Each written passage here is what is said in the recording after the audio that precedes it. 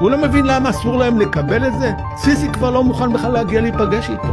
הוא אומר, תראה, הוא מוכן לוותר על כל הסיוע האמריקאי ולא לעשות את הצעד הזה.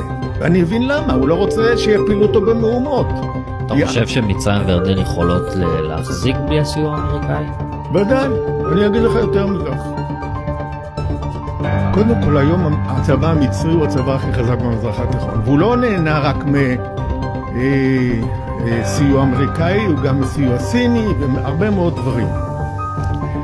הוא היום בעוצמה כזאת שהוא יכול לנוח גם מסיוע לאיזו תקופה, משום שלנו אין שום יכולת, משום שאנחנו בעצם קיצצנו את הצבא, אין לכל אורך הגבול המצרי אפילו פלוגת גדוד טנקים. אותו דבר מול הגבול הירדני. בעצם היום הוא עם כל צי של הטנק שלו, 4,000 טנקים, מתוכם 2,000 חדישים, המטוסים הכי חדישים. יש לו את חיל הים הכי חזק, וכל האימונים שלו הולכים לכיוון ישראל. הוא מתבצר עכשיו בתוך סיני בניגוד להסכמי השלום. הוא מכפיל את כוחותיו, ואנחנו לא אומרים שום דבר. מקים שם בונקרים לתחמושת, מקים שם בונקרים לדלק. הכל להכנה לכיוון ישראל. כל מה שהוא צריך לעשות, פקודה, נו הסוף.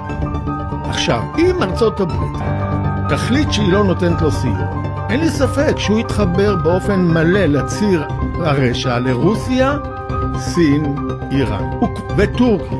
כבר היום הוא פוזל לשם. עם הטורקים הוא כבר בקשר. הסינים בעצם מכרו לו מטוסים, והוא ויתר על הנגלה הבאה של המטוסים האמריקאים.